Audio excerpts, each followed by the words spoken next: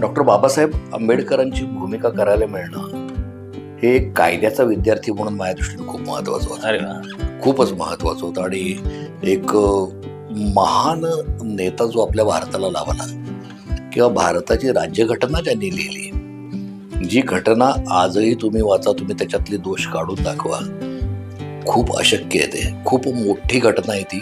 आणि त्या घटनेचं साधं पालन करता पण लोकांना येत नाही आहे सध्याच्या काळामध्ये.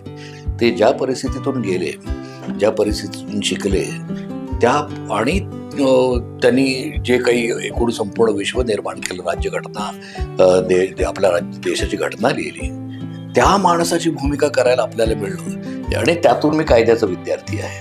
त्यामुळे तो माझ्यासाठी एक माझा खूप मोठा बहुमान होता.